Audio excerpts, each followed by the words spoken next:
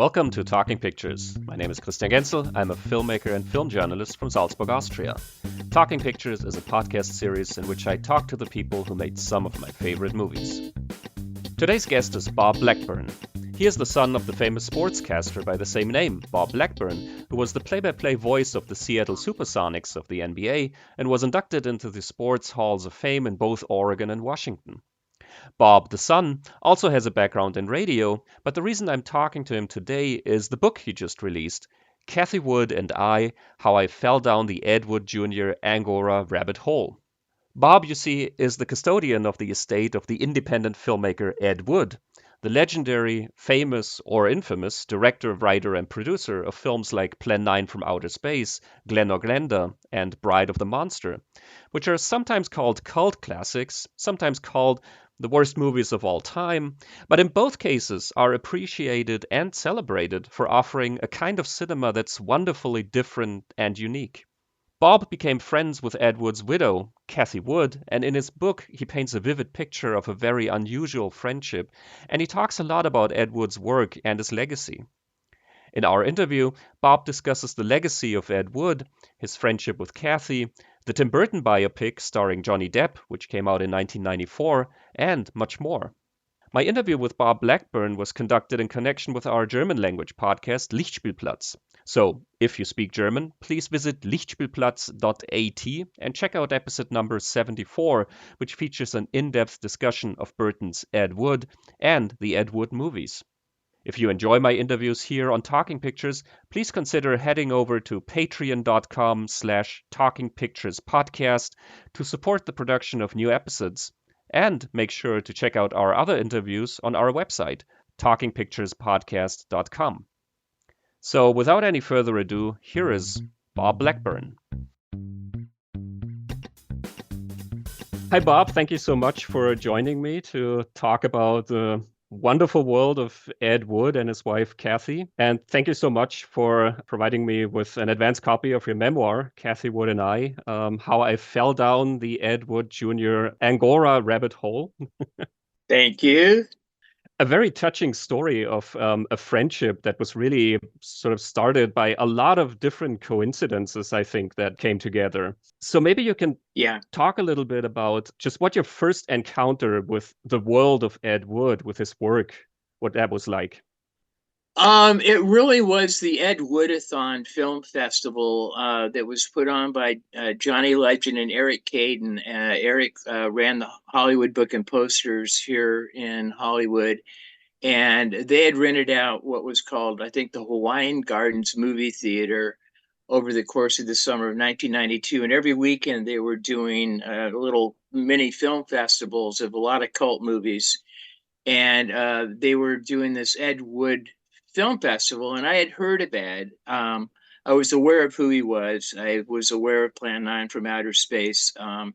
Living in Seattle in the early 80s when Ed's first Notoriety came out, there'd be the occasional flyer on a telephone pole with all the rock band flyers that said, Ed Wood Film Festival at some hall or something like that. And I didn't pay any attention to it. I just was aware of it.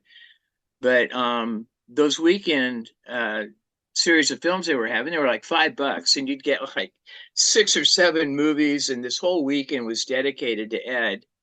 And this was when I saw the documentary, The Incredibly Strange Film Show, that was hosted by Jonathan Ross, who's a presenter on the BBC. And they did, I don't know how many different of these, I think it was over the course of 2 years, they did these incredibly strange film shows.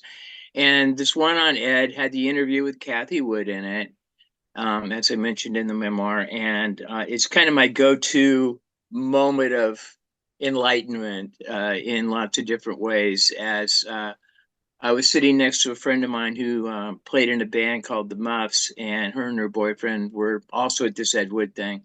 And as I'm watching the documentary, and Paul Marco, Kelton the Cop, is in there, Jonathan Ross is going around Hollywood to interview people that had known or worked with Ed, and they said Kathy Wood, Ed Wood's widow, underneath this lady on the screen.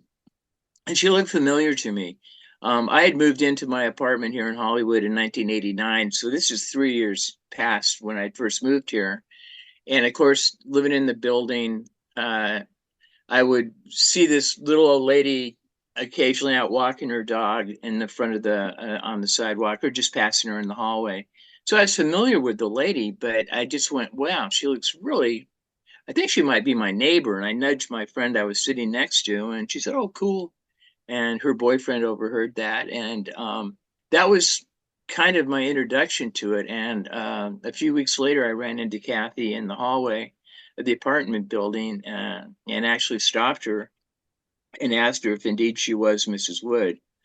And she said that she was. And that was kind of the end of that. She got a little bit defensive. I told her about the film festival, and she was kind of pissed off that she wasn't invited to it. And she had, who's there? You know, did they say anything bad about Ed? Did they say anything about me? Whatever. And I had no idea. I didn't know what to say. I just went, no, no, it was cool. There was some of the people that had worked and known Ed, like Paul Marco, Val DeHanson, Stephen Apostoloff, Vampira, a lot of the people, Conrad Brooks, were all at the over that weekend, and they were part of the panel discussion and stuff. So I told her all of that. And a few weeks later, I was seeing my friend the Muffs, which my friend Melanie was in at the Whiskey A Go Go. They were opening for a band called Babes in Toyland, and I was up there to see them play because they were good friends of mine.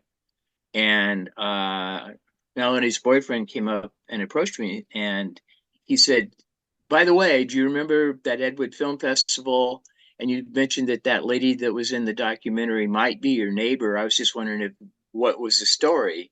And I said, well, yeah, as a matter of fact, she is. And I guess he worked in the film industry, and I don't know what capacity, but he was aware that Tim Burton was going to be making a movie about Ed. So he's the first person that actually told me about that. And that kind of started the whole interaction with Kathy, me kind of knocking on her door and asking her if she knew about the movie. She did not. And I volunteered. Since I worked in radio, I kind of said, well, I kind of work in the entertainment industry. It's in radio. And I said, I think I could probably track down the rumor, more or less, you know, to find out if it's true or not, because I didn't know at that point, and neither did she, obviously, that it was going to happen. And so I did find out that there's a long story. I finally got in touch with Tim Burton's office. They had been trying to reach Kathy because she was going to be portrayed in the film by Patricia Arquette, and they needed Kathy's permission to be in the movie because she was not a public figure like Vampira or Ed Wood, or I mean, they didn't, because Kathy was a private figure. They needed her permission to portray her in the movie. Plus, they said they had a little bit of money for her. And at this point, that's when I found the entertainment lawyer Bob Weinberg, and he came into the picture, and the rest is my history. So what was Kathy's reaction to learning that they were going to make a film about her husband? Well, I can't. I wish I could like actually do Kathy's voice, but when I first told her about that, this is before getting her lawyer and all this kind of stuff. When I found out that, yeah, she kind of squawked and she said like, "What?" You know, and when I said Tim Burton, her connection to Tim Burton was Pee-wee's Big Adventure. That's what she said. Pee-wee's Big Adventure? I mean, and he had just put out Batman 2 or something like that. And, you know, I mean, so no, she was surprised. She couldn't understand why somebody would want to make a movie about Ed because, you know, the Golden Turkey Awards kind of painted him into this corner of being the world's worst director, you know, and she didn't agree with that at all. Of course, she was aware of it. I mean, she'd been interviewed by people like Rudy Gray for his Nightmare of Ecstasy in the mid 80s when he was working on that. And they had struck up a friendship and a relationship. And Rudy lived in New York, but he would occasionally come out to Los Angeles to interview a lot of the people that Ed knew or worked with Ed. And he befriended Kathy.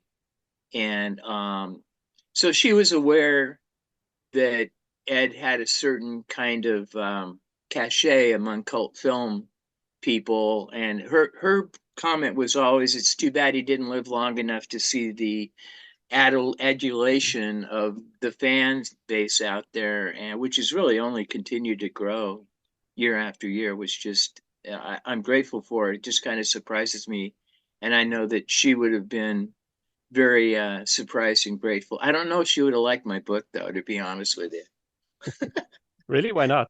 She she probably thought I let out too much personal information a Hmm. little bit. She was very circumspect. She kind of kept things to herself and stuff. And I probably talked out of school a little bit about some things about her and maybe her relationship with Ed and stuff. But I was trying to be as honest as I could. I mean, there's still a few things that I didn't talk about in there, so I did respect that too. So anyway. Hmm. Yeah, I think that's what's interesting really about the friendship that you describe in your book is that she comes across as a very private person and somewhat apprehensive of people approaching her and wanting to talk about Ed and his movies, obviously because of the reputation and what they had gone through. Yeah. But also as somebody who really starts opening up and really starts to, develop an interest in who you are and sort of develop certain everyday routines like going shopping with you and that sort of thing. Yeah, So, yeah, yeah, um, yeah, yeah. We became good friends, and and this is why I'm kind of faltering back and forth, because I didn't want to break any of these friendship bonds that we had mhm, by talking out of school, so to speak, and stuff. And it took us a while. Probably took her a while to warm up to me. I mean, it wasn't like a year or two. I mean, with the advent of the Ed Wood film, we kind of had to dive into this fairly quickly because I was the one who found her the lawyer, and he became a part of her life. And I just, even though I was working a full time job, when I got home, I would generally go down and visit with her and chat, see how her day was, and we'd just sit there and talk about everyday kind of stuff. And she told me a lot about her and Ed's life. So the friendship developed relatively quickly, but I think the trust took a little bit more time. Like I talk about her. I don't know if it was maybe a year into our friendship that she told me about the suitcase. She said, I want you to go into the closet, and there's a suitcase up there on the top shelf, and I want you to bring it down because I have some things I want to show you. And at that point, and after she opened the suitcase and she showed me, like, I woke up early the day I died script and the manuscript for Hollywood Rat Race and some other things. That's when I kind of figured she must have trusted me. She also trusted me to take Hollywood Rat Race back up to my apartment to read mhm, it. I mean, if she could have very easily said, "Well, I'll only let you read it here." In mhm, my apartment. I don't want it leaving the apartment. She very easily could have said that, and I probably said, "Well, no, that's okay. I'll just read it, whatever." But she allowed me to go ahead and take it up to my apartment and read, and it was like Ed's hand typed manuscript. I mean, this mhm, is like kind of a holy grail for Ed Wood fans. Now, I don't have that anymore. As it ended up being published, and I'm not sure that the original manuscript got returned to Bob Weinberg, her lawyer. I'm assuming he has it or had it. I just don't know where it is. I have a copy of it, but I don't have the original anymore. I wish I did, but mhm, anyway. So yeah, thank you for noting that the friendship. But I mean, we started going. I mean, we were doing the shopping, and she loved movies. She liked to go out and see movies and stuff. I mean, I think that's part of what kind of attracted her to Ed in the first place, because Kathy, being a child of the Depression living up in Vancouver, Canada, if they got a dime, she'd go see, whatever was playing at the local theater and stuff. Like my mom was the same way.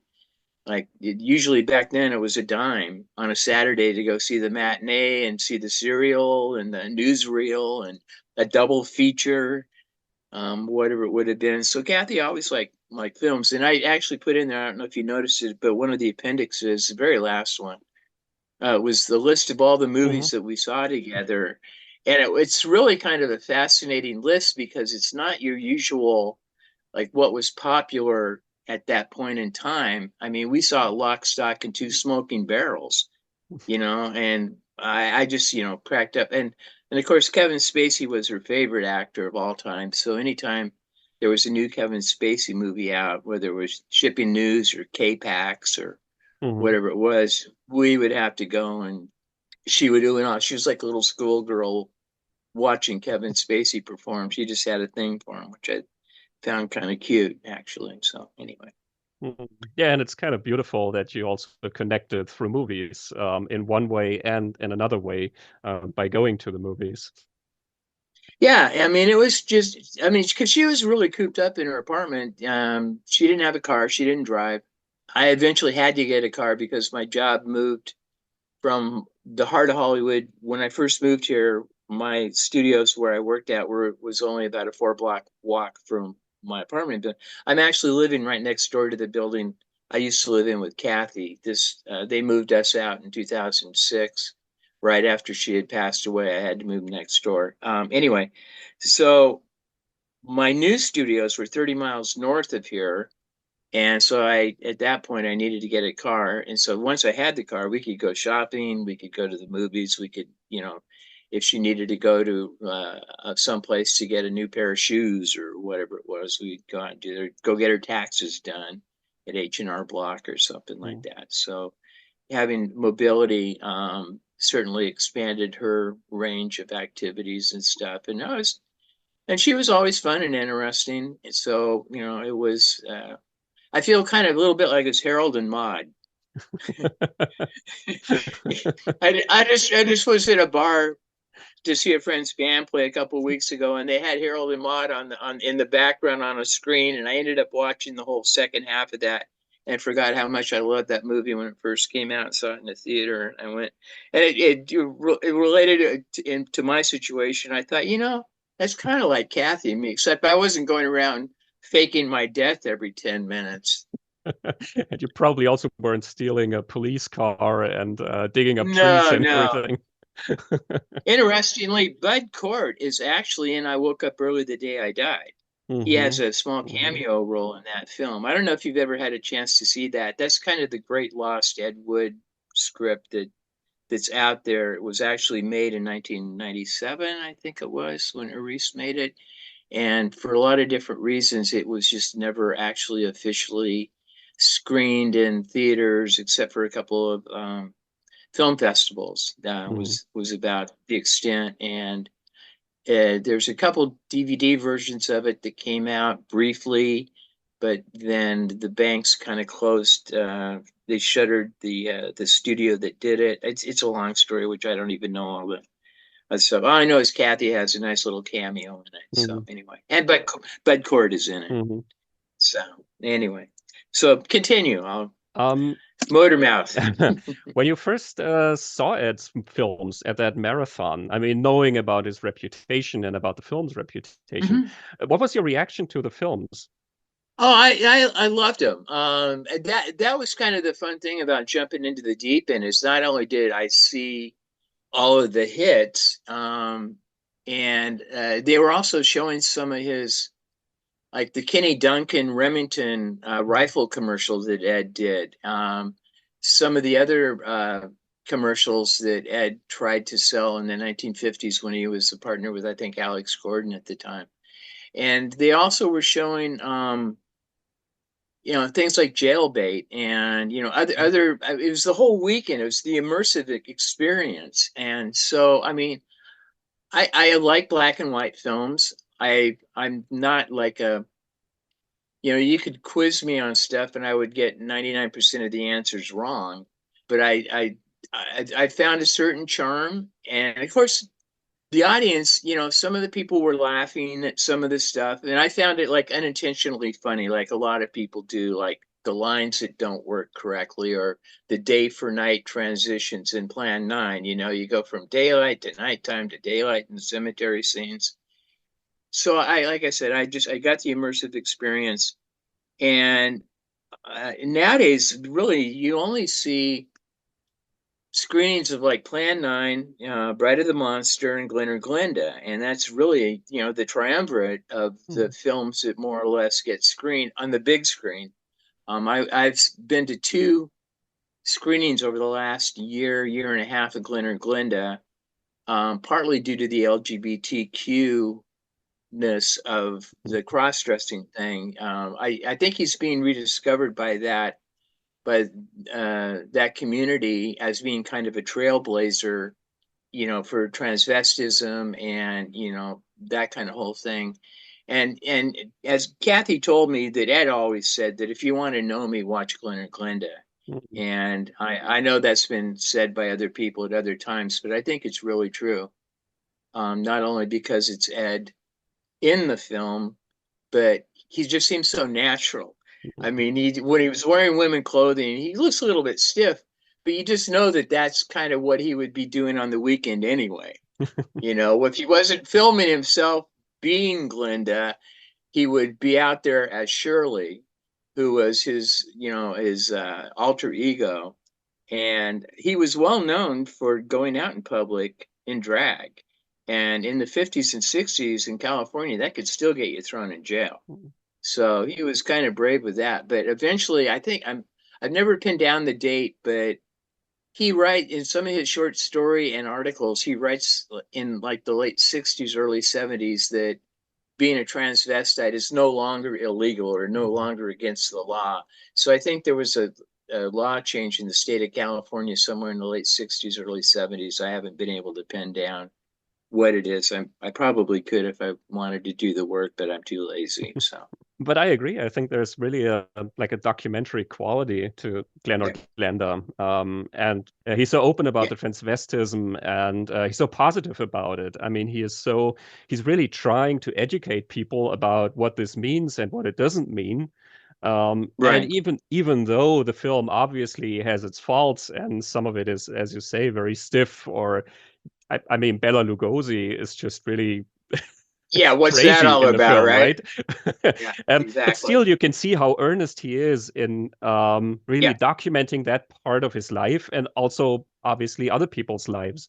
So I think that's very charming and really, like you say, very brave at that point in yeah, time. yeah, it really was. Yeah, and there's a name for those kind of films, like where there's the professor or the doctor explaining something, and the film kind of follows that narrative as an instructional kind of a Mm, vehicle and stuff. I don't know what I've read the name before, but uh, yeah, it's kind of my favorite of Ed's films just for that reason, because it's so personal to him and stuff. I mean, I love the other ones. I just got the Blu-ray for Revenge of the Dead, which I haven't had a chance to watch yet, and so I'm looking forward to seeing that. I did see that at the film festival. They did as Night of the Ghouls. They did screen that mm, that weekend. I was really amazed because they had to round up all these 35 millimeter prints of all this stuff. I mean, there was no Blu-rays, there was no mm, DVDs in 1992, and there's VHS tapes that just come out, and Rhino Records or Rhino Entertainment started putting out a lot of Ed's stuff on VHS tapes and stuff. Plus, they did the Look Back in Angora documentary, mm. which Kathy was interviewed for, and she was in that and stuff. So, yeah, there was a whole glut of stuff there in the early '90s, and of course the Tim Burton film just kind of exploded a lot of that. So, Mm, a blessing and a curse. It was a little bit of both. So, mhm. How was it a curse? well, a lot of people were the laughing at Ed Mhm, of people, not really understanding it. They just saw the comedic thing. And also, Kathy wasn't making any money off a lot of that. mhm, Wade Williams, who controlled or said he controlled things like Plan 9 from Outer Space, and, he had his copyright and all this kind of crap. I had friends of ours who did a musical on Plan 9, the musical, and they had to pay Wade a licensing fee for usage, of recreating film scenes. Kathy never got a dime from any of that, so mhm, it was she just felt cheated basically.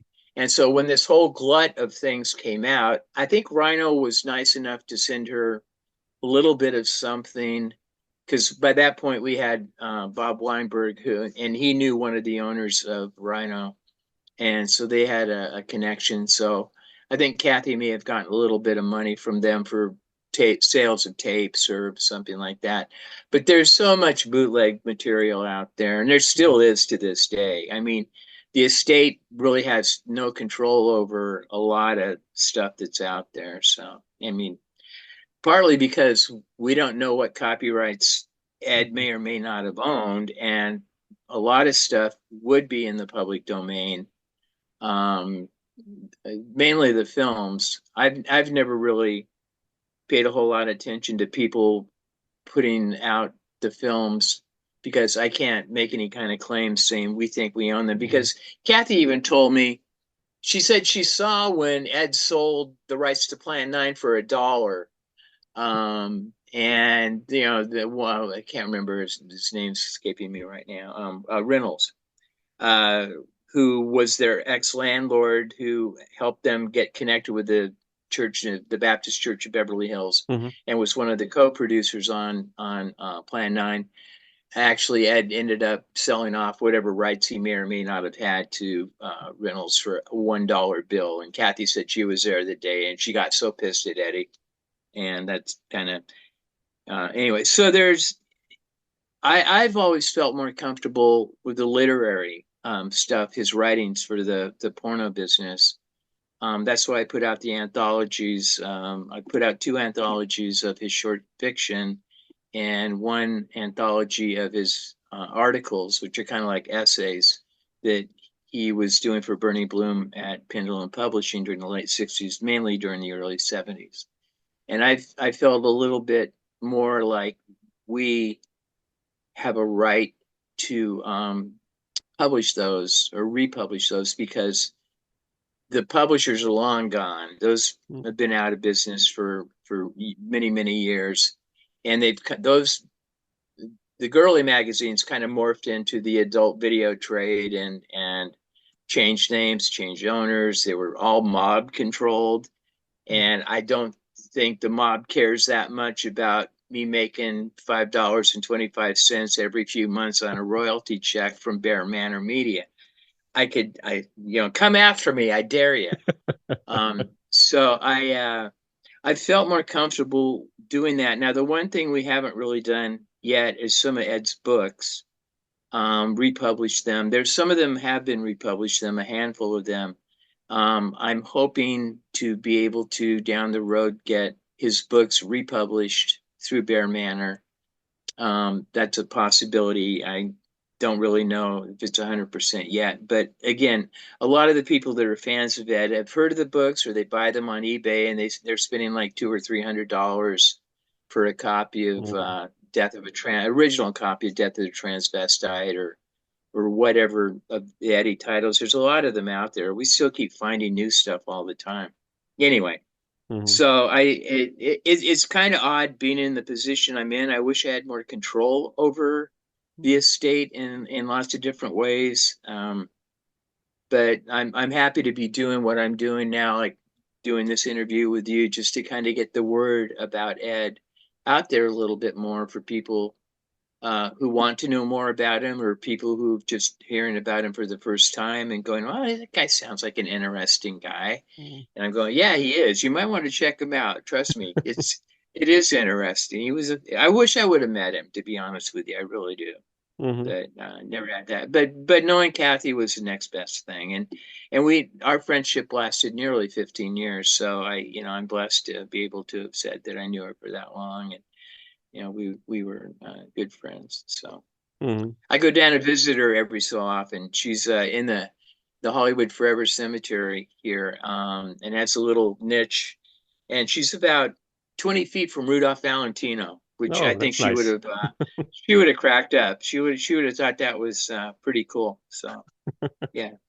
You mentioned all the literary works of Ed, and he was such a prolific writer. I mean, he has written dozens of novels and dozens of short stories. Yep. And I think a lot of the people who are not intimately familiar with Ed's work, who only know about the movies, they're either not familiar with his writing, with his books and his short stories, or they don't even know that he wrote all that much.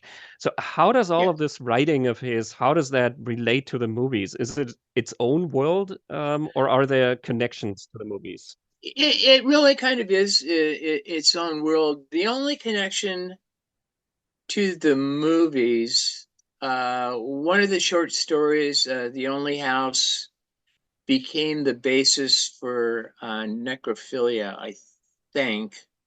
It was a short story that kind of bloomed into that. And that was one of his porn films. I mean, because most of his short stories didn't get done, started until the late 60s, 69. And then the bulk of them were in the early 70s. So this was kind of past the prime of him making his own movies. He had started working with Stephen Apostoloff, of course, with Orgy of the Dead in 1965, which, by the way, was actually a novelization that he did do a novel of that.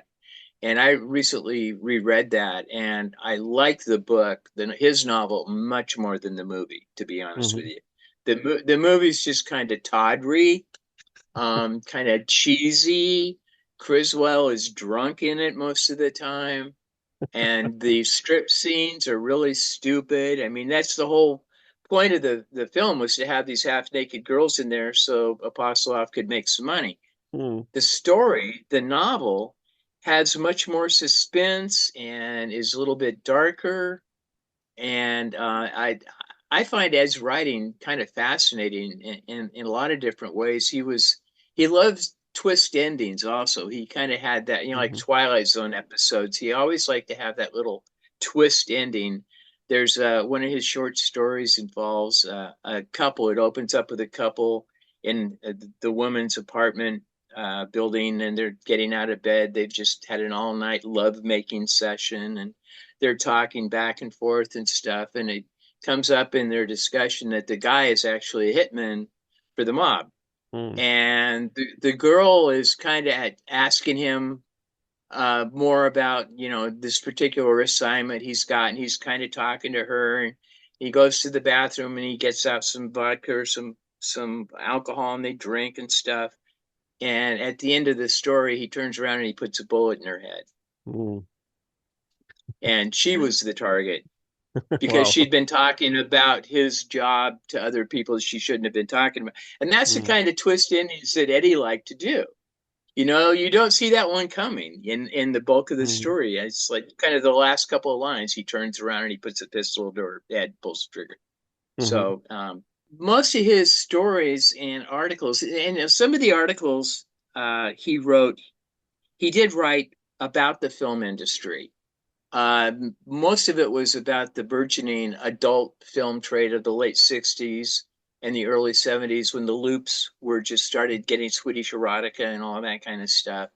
And this predated things like Behind the Green Door and Deep Throat, which came out in 72 or 73. So it was still it wasn't, because Behind the Green Door and Deep Throat kind of opened up to the public, because they were being screened in regular movie theaters for couples to attend together, like an X-rated theater in the bad part of town next to the adult bookstores, or the home videos for the stag party, where some of the guys getting married and all his friends throw a party and they show a stag film. But Ed was doing a lot of those, making a lot of those film loops and directing them at that time. And he would occasionally, some of his articles, he would be about, like the new stag film, phenomenon, that kind of thing. And he would write about it as like an insider, because I know the scoop of what this is all about, because he actually did, because he was working behind the scenes in some of that. So some of his articles and stuff have his take on being kind of like Hollywood Rat Race, like, I'm a producer in Hollywood. I worked with Bela Lugosi, and even though this is like 15 years after Bela had died, he was still kind of talking about all of this kind of stuff. And I think that was kind of his way of keeping his foot in the door of the film industry and stuff. And of Hmm. course, he did continue writing scripts all through his life, up to the end of his life, in fact. And he was selling them to Stephen Apostoloff. And I've been in touch with Stephen's youngest kid. His name is Christopher, and we're trying to get some of Ed's unproduced scripts that he wrote and Stephen Apostoloff bought from Ed, actually get them out in book form, Hmm. get them published. So hopefully that will be coming out in the next year or so. We'll see what happens with that. But I was at Christopher's house in Las Vegas a couple years ago, and he showed me through some of the files, and he had all these contracts that were signed by Ed for a movie called The Basketballers, which was never actually made. And he showed me the script for it, and I went, "Whoa, this is really cool stuff. It'd be fun to get this, published and printed and out there for the fans." So anyway, that's on the to-do list. So, I see. but and because the girly magazines needed to have the content that Ed was providing, whether they were short fiction or these articles, for them to be able to mail the magazines through the U.S. mail to avoid censorship laws. He was just producing stuff. I don't know how many magazines Bernie published per month. I would guess maybe 20 or 25 on various topics. And so Ed was writing for all of these, and there are hundreds of these short stories out there. I've actually gotten published close to 100, and I know there's about another 100 out there floating around that I have yet to be able to track down. It used to be easier. eBay used to have like an adult section where you could go and buy porno, and so dealers that had old copies of these magazines, like from Pendulum Publishing, would list them and either have auctions or buy it now. And so it was much easier to find these Ed's writings and stuff, which I was doing for 4 or 5, 6 years there. But now they stopped doing it, having their adult website as part of the eBay. So it's made it kind of difficult for me to, I'm not even actively looking for them anymore. So it's kind of sad. I have about 5 or 6 still that I got after the books had been published that I would still like to see get out at some point, just because I don't want to sit on them. I'd rather have them out there at some point, just for Ed fans, because they're kind of good. Not everything Ed wrote is great. Trust me, it's really not. Some of it's very predictable, and but every so often he'll write a story that it just cracks me up, because there's a lot of Ed Woodisms in the text. He used certain phrases or words that are very Ed Woodian, I would call them. So when you read them, you kind of know that it's, even if his name wasn't on the story, you could still read it and know that it was Ed's, that kind of thing. Similar to some of his movies, Ed's films have a certain kind of style that, obviously the use of stock footage and things like that, that are kind of part and parcel for most of his films. But the writing is kind of like that too. I got off on a tangent. Sorry about that. No worries. And I agree. I think that, and it's fitting because it's in the title of your book, The Rabbit Hole of Ed Wood, because the more you get into it, the more you start, I don't know, making the connections and seeing there's so much more. And what you mentioned about the Ed Woodisms in his writing, even in his sex films, like in Necromania, which you mentioned, you have that mention of Bela Lugosi. They come into this house, and one of the characters says, "Oh, you would expect Bela Lugosi as Dracula here." So you kind of know who's behind the film, right? That's Ed the Wood charm painted of it. all over there. Exactly. Yeah. I'm discovering and learning new stuff about Ed all the time. And I have a Facebook group, and there's some people in there that could take me to school on Ed topics any day of the week, and that's fine by me. I call them Ed Woodologists. That's kind of their own name for themselves. And there's a few of them, and they never fail to surprise me.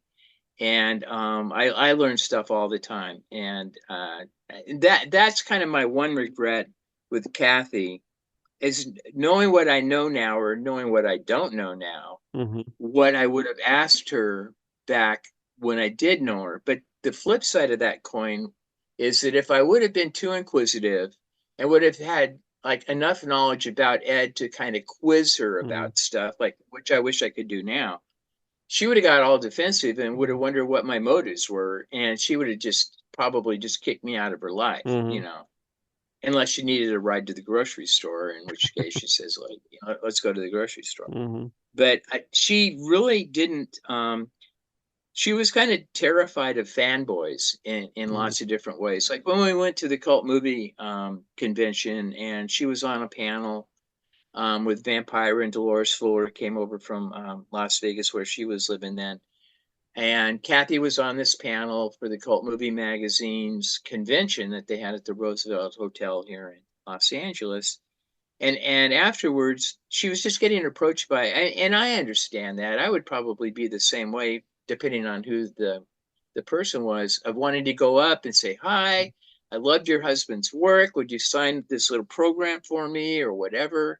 And she was nice enough to do that for a couple people, but a couple people were kind of pushy and stuff. There was one person that I won't name the name who had actually, as an homage to Ed, had taken a couple of his unproduced scripts. Like I woke up early the day I died and actually filmed it as a cheap, low budget film with some of his good friends. And he kind of wanted to tell Kathy all about this. And he was all excited and super whatever. And it scared her, you know, I mean, it's like, you know, I almost say it's like John Lennon, you know, it's like she didn't know what this guy wanted or could he hurt her, you know, and she was a petite, frail thing in her 70s. And so she just was very wary of people who wanted to know her for the wrong reasons or who wanted to interact with her for the wrong reasons. She actually convinced her to go to a couple of, we went to another little place. She got some pictures, those pictures of Ed with the mustache. I call it the Errol Flynn photograph. It's kind of on the back. It's the black and white in the profile, and he's got the mustache.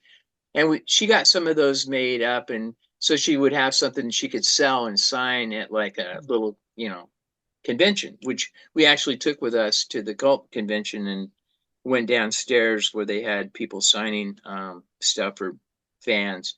And we went to another one here in Hollywood and sat around, and she signed a couple for a few people, but that was kind of the end of. After that, she said, "I don't want to do this anymore. It's not where, you know, I don't like going out there and you know, interacting and stuff." She just would rather sit home, watch the TV, drink her little glass of wine, and just, you know, that was kind of her existence for the most part. So I really think, and this comes across in your memoir, that I think this is why the friendship was so special, because you didn't have an angle, you didn't want anything from her.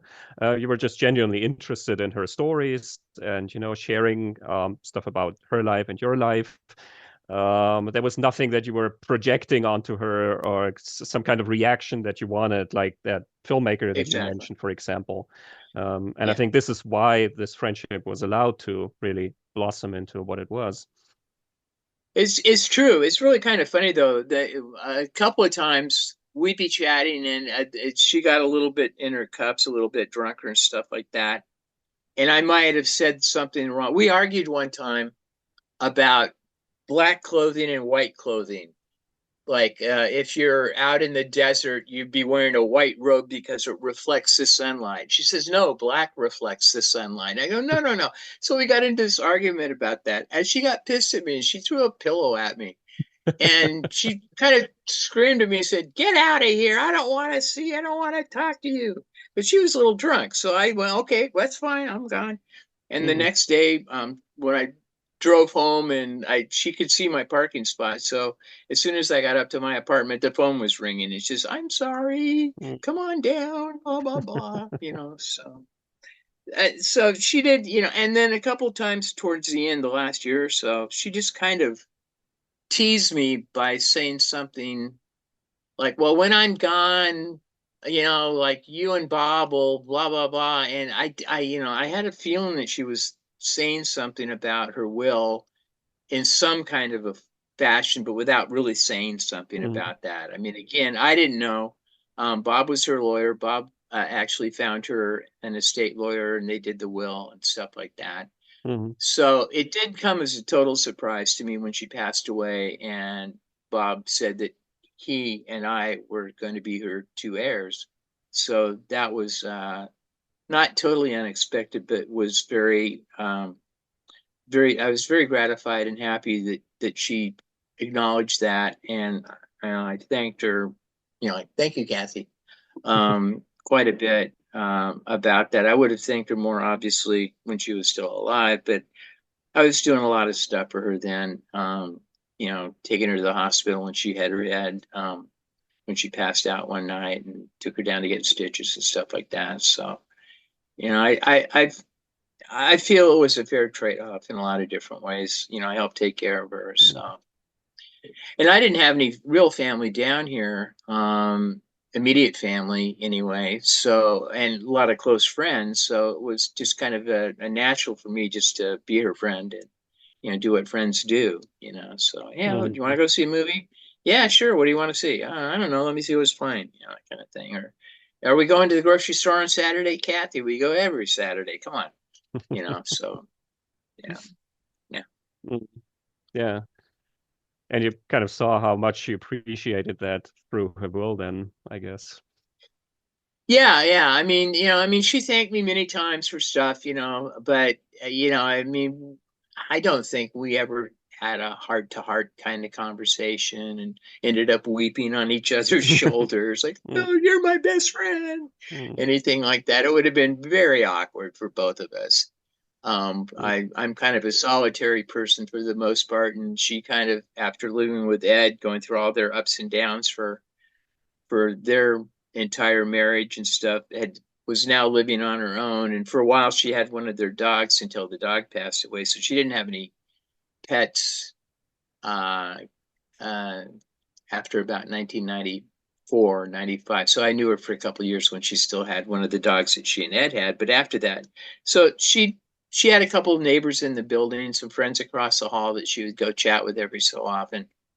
But she didn't have really any close friends, and she wasn't close to her sister. She had a younger sister who lives up in Vancouver, Canada, where she was originally from.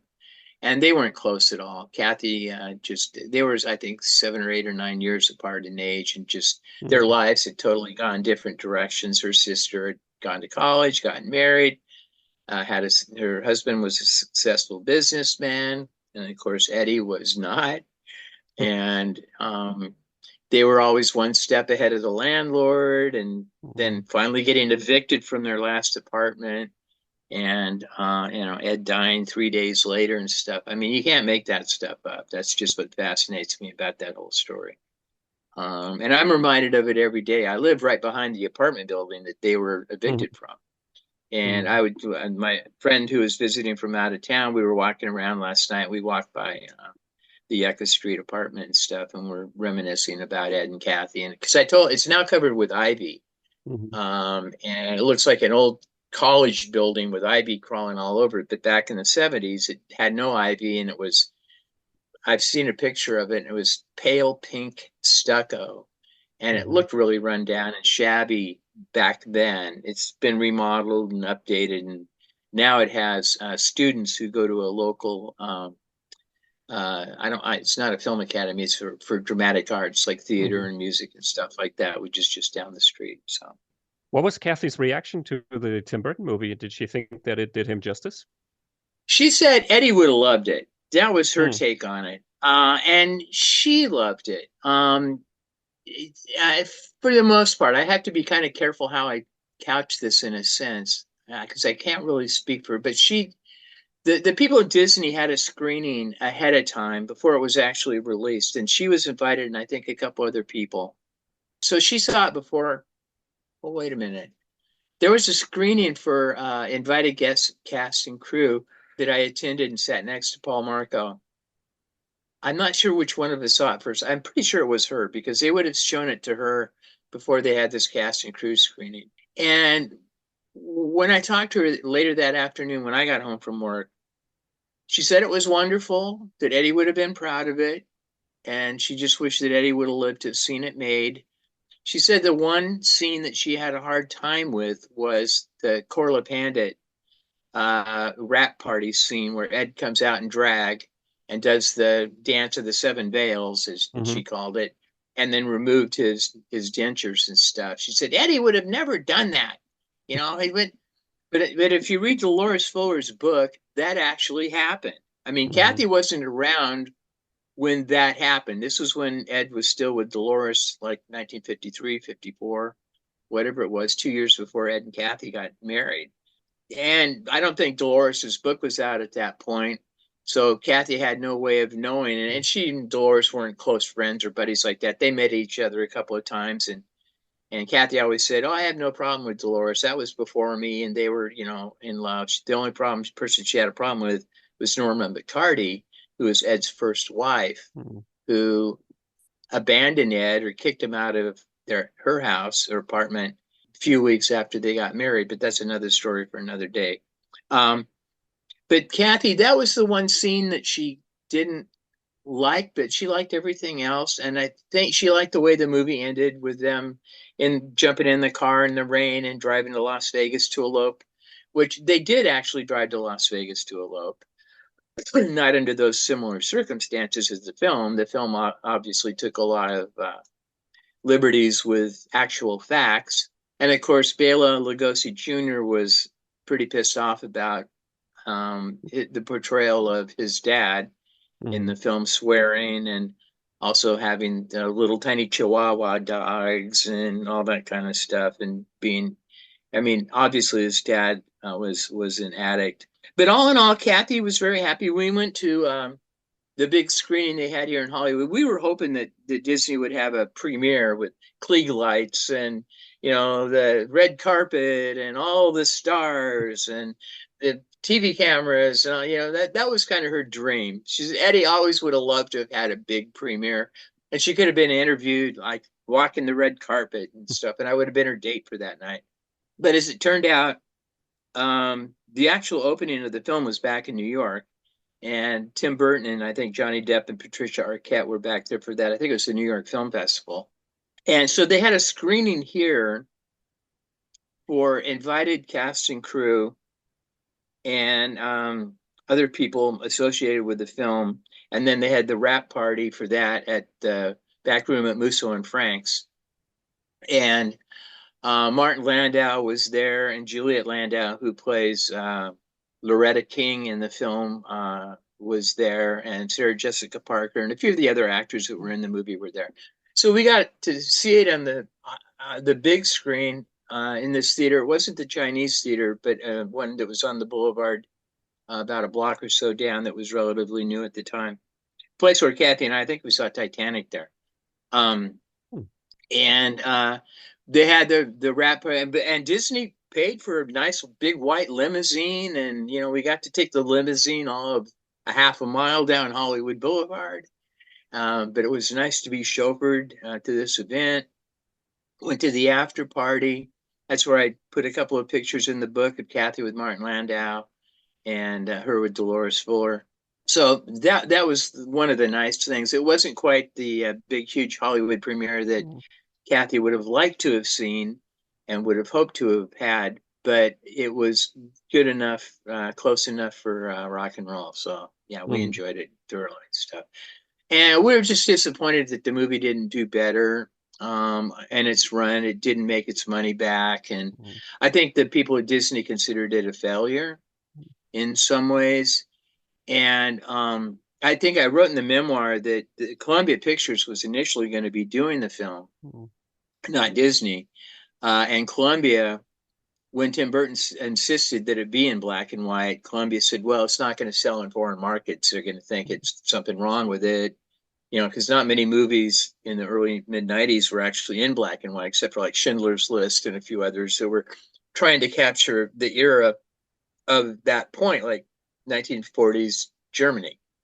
And this was like 1950s Hollywood. So Tim Burton really wanted to stick to the black and white. So that's when Columbia put it in Turnaround, and Touchstone, the Disney people, picked it up. And I think they were just disappointed that it didn't do as well. And unfortunately, it didn't do well in foreign markets for the very reason that Columbia declined to make it after all. So they were kind of proven right from that thing. But it's had its own life in revivals and DVD, and it gets screenings every so often. It's also the 30th anniversary of the film this year.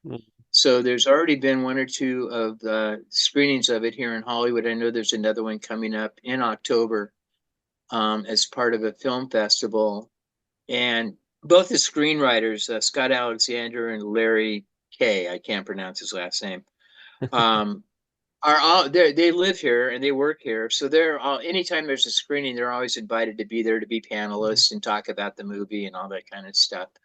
And so it still has a life of its own, and I've loved seeing it on a big screen. Of course, I've got a DVD copy that I can watch. I can watch with friends and stuff. But it's a movie. It's supposed to be seen on a big screen, in my estimate. As are Ed's films. It's to me, that's a whole different way of seeing an Ed picture. Like I've said, the recently seen the GLEN or GLENDA screenings on a big screen. And I mean, you can watch them on your DVD and your computer, and everybody does, and they're enjoyable. And you can stop and pause and go back and rewatch something and go, wait, what was that? You know, like, oh, that's his reflection in the window, and you can see the street across, or in the reflection, you can see the shops across the street, like in GLEN or GLENDA. You can't do that in a movie theater, obviously. The projection is, hey, could you stop that and roll it back?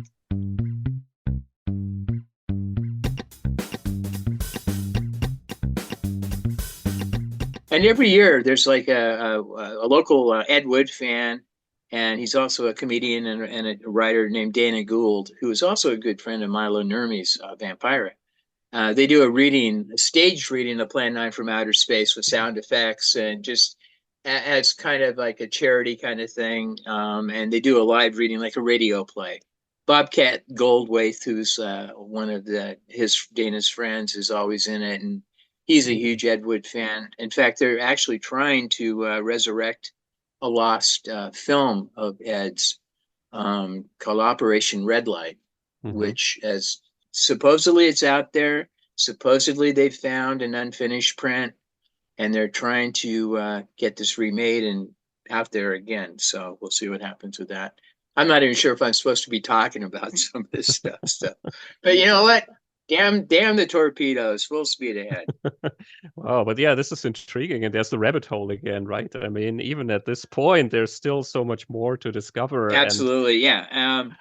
2 years ago, in Nightmare of Ecstasy, there's a brief mention about a film script that Eddie was hired to write for a biography of the Notre Dame football coach named Frank Leahy. Now, this may not make any sense anywhere, but Knute Rockne was the famous coach at Notre Dame University football in the 30s and 40s. And then one of his players named Frank Leahy eventually became the coach at Notre Dame and won some national championships. Now, Ed was hired in the 70s to write a script based on this biography. The script is long lost. One of the members of my Facebook group actually found a copy of it in a library at a college here in Los Angeles via, on the internet and stuff like that. He contacted the university. They sent him a copy of the script. He found out who the copyright holder is and told them, he said he would love to get this republished as an Ed Wood script and with commentary, and he would give this person half of all the profits of the book, who was like one of the relatives of the author of the book, who has since passed away. And she agreed, and the book came out a couple years ago. So this was like so off the wall. It's like, where did this come from? Like a brand new, quote unquote, Ed Wood script, one that he was written to, for hire. It wasn't one that he, created out of his own mind. But there's a lot of Ed Woodisms in the script compared to the biography of this coach, which kind of, that's what the synopsis that this writer who found the script does. He goes like, all the little Ed Woodisms that Ed included in his finished script, which of course never got filmed. And that's a whole nother story too. I think they tell that story in the forward to the book and stuff. So there's all these surprises. I mean, there's a lot of like books that have been hinted at that Ed may have written. There's some of these lost films. I have a copy of Ed's resume from about 1974, and there's a couple of film titles on there that I just go, what is this? Never heard of it. Flame of Islam. Okay. Flame of Islam. What is that?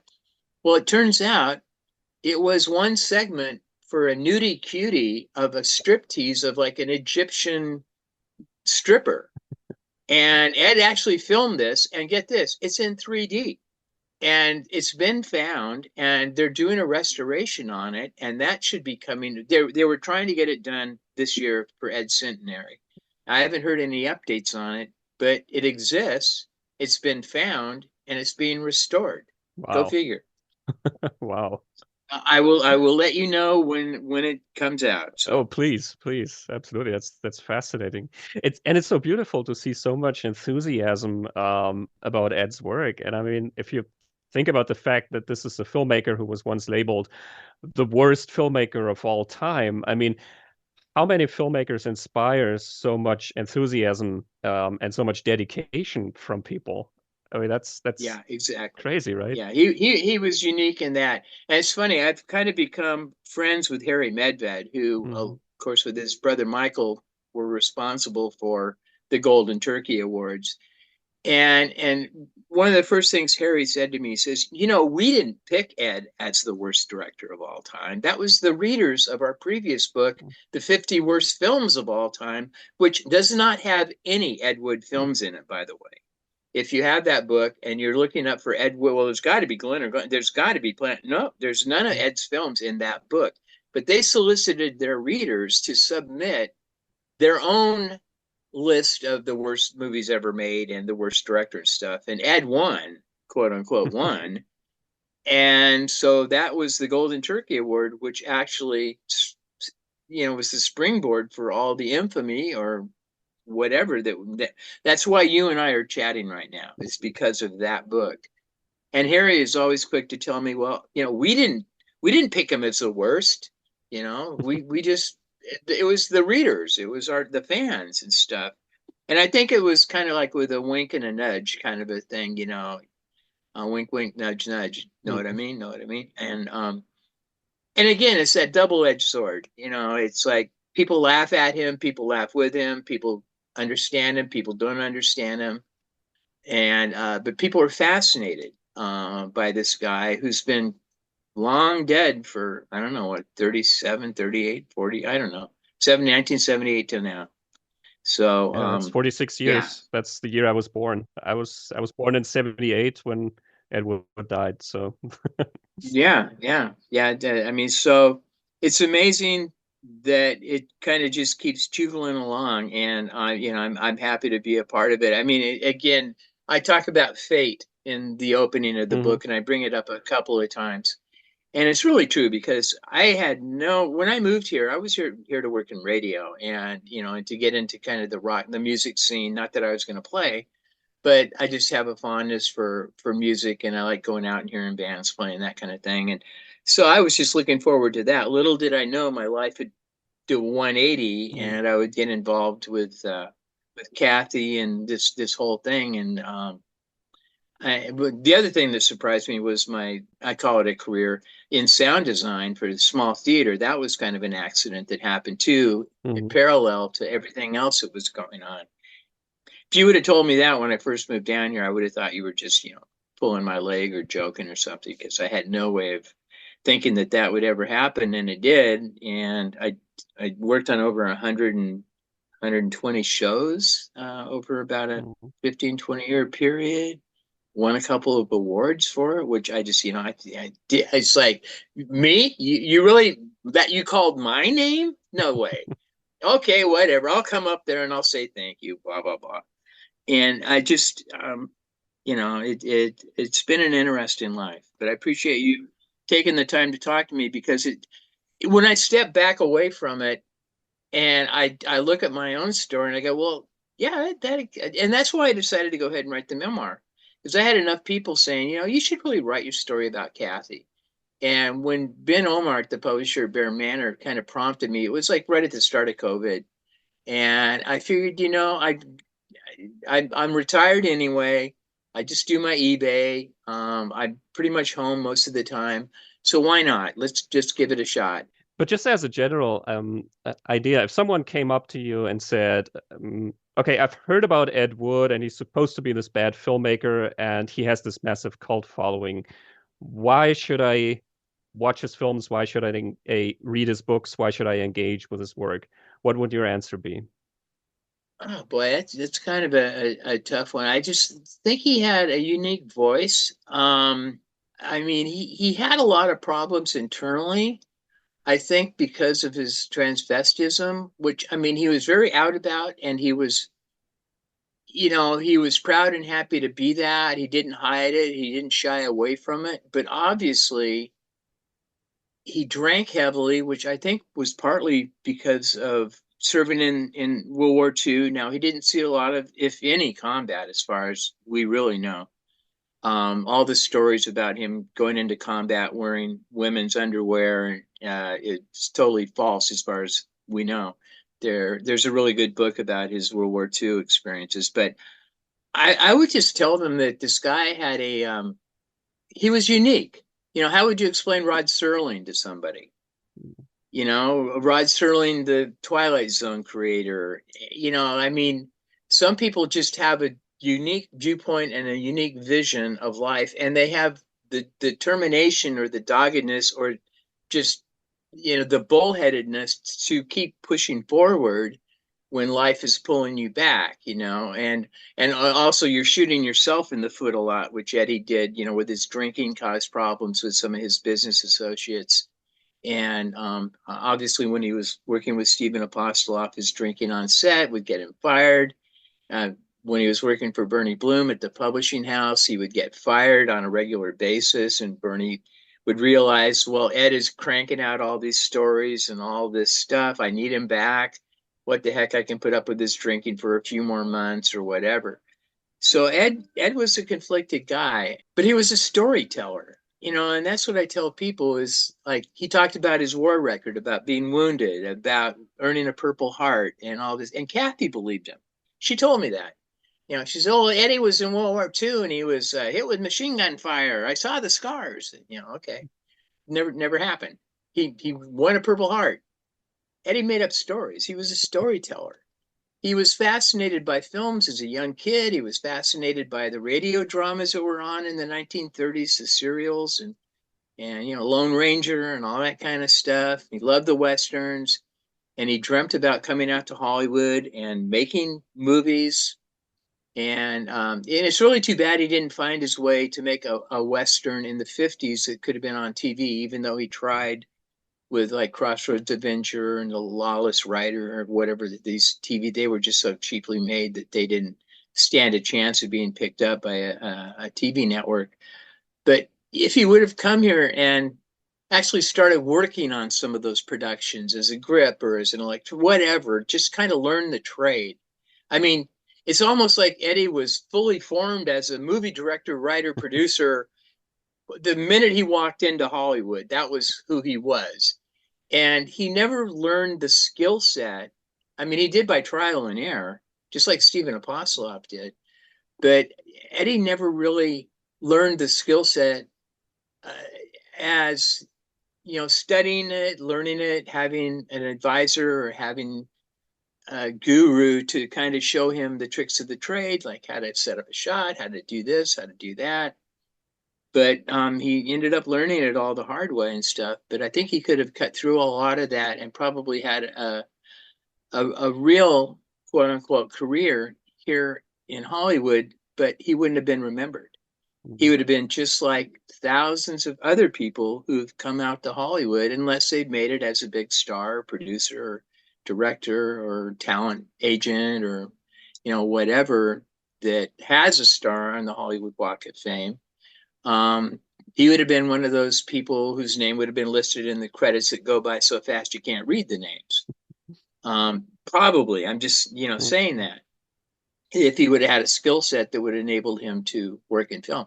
Eventually, he might have risen to that point. I just read Fred Olen Ray's autobiography, and he was one of the last people to ever actually talk with Ed. He actually hired Ed in 1978 to write a script, but Fred was still living in, I know this is a long answer to a short question.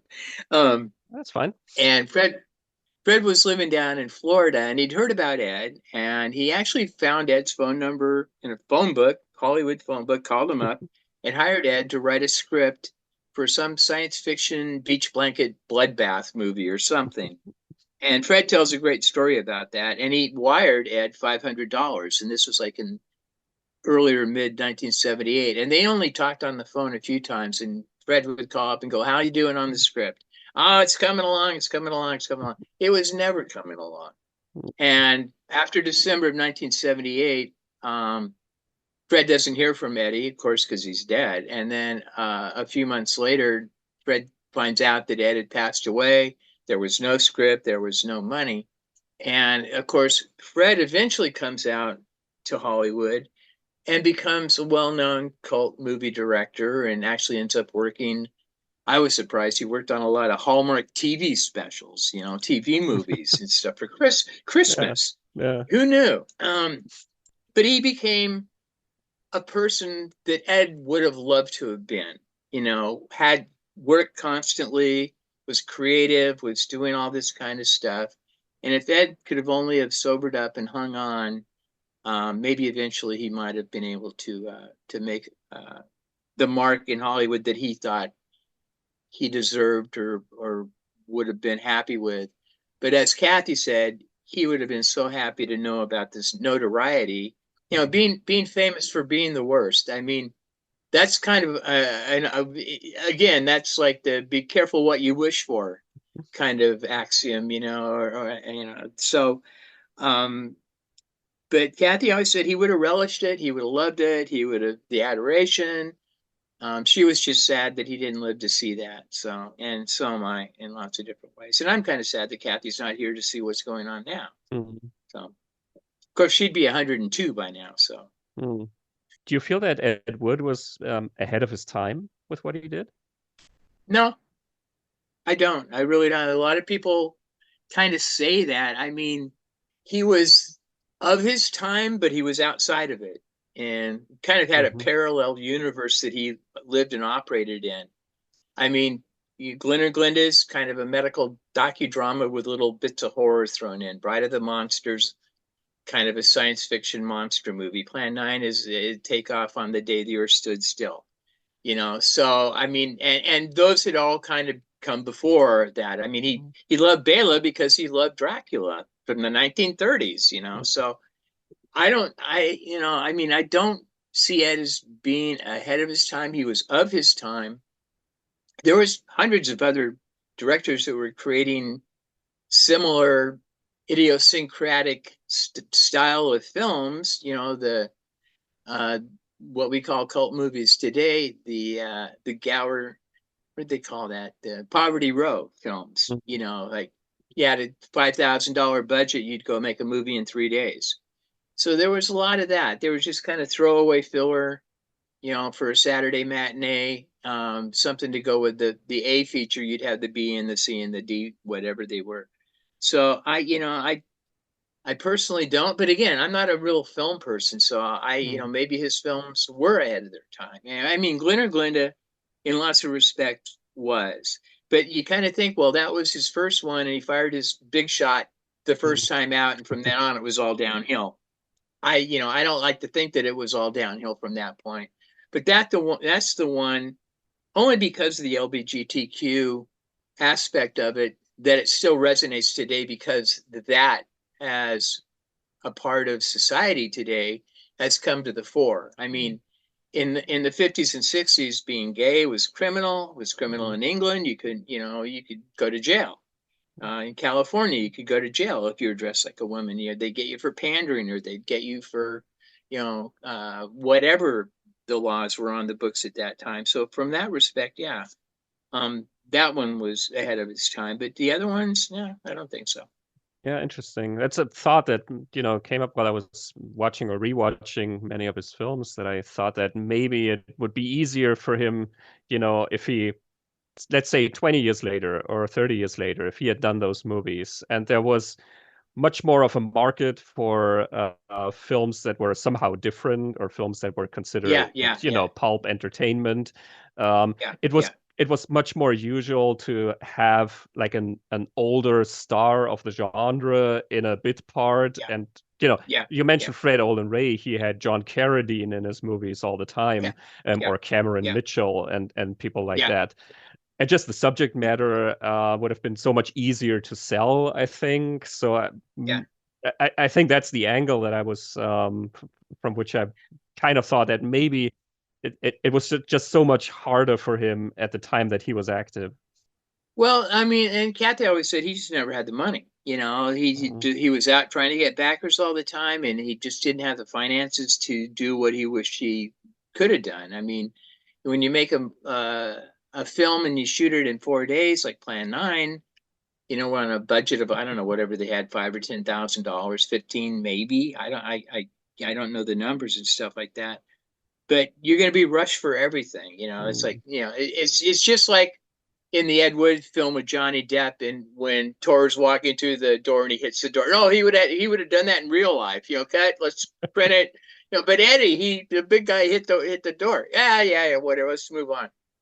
So it was like that for him. It's like shooting without permits on the streets of LA, for GLEN or GLENDA, because they did shoot out on the streets for some of those scenes. And, trying to get all those budgets and stuff. And he could, again, if he would have gone through the established, like working in TV and maybe directed some TV things, even though a couple of his TV things did get, like Final Curtain and When the Sun Rises, was like a 25 or 30-minute TV thing that actually got shot. It's on YouTube, and it's not bad. But if he would have, paid his dues more in that way, I think he would have gotten to the point where if he was asking people for money, he would have had more to show them to say, well, I did this or I did that, or I've got this credentials here and stuff like that. But it is intriguing. I mean, unfortunately, by the time the new wave of cinema in the late 60s and early 70s was coming into Hollywood, which really revolutionized, the Hollywood itself, from Easy Rider forward. And unfortunately was working in porno, and which was also a burgeoning industry in the late 60s, early 70s. And it was hard for him to get back into straight features or anything like that. He'd already was, I don't want to say well established, but he already had the work to do in the loops, and then also writing scripts for Apostolop, which all had to do, they were all R-rated films. They weren't X-rated, but they were R-rated. So, of course, and so were a lot of the really good movies that were mainstream Hollywood was putting out during that time frame too, or X-rated, like Midnight Cowboy. I wish he would have had more opportunity to do so, but I think he shot himself in the foot a lot with his drinking, and maybe, I don't know if he was a braggart of sorts. I mean, in his writing, you kind of get that feeling sometimes that he kind of puffed himself up a little bit. But that, for Hollywood, that's just kind of normal. Yeah.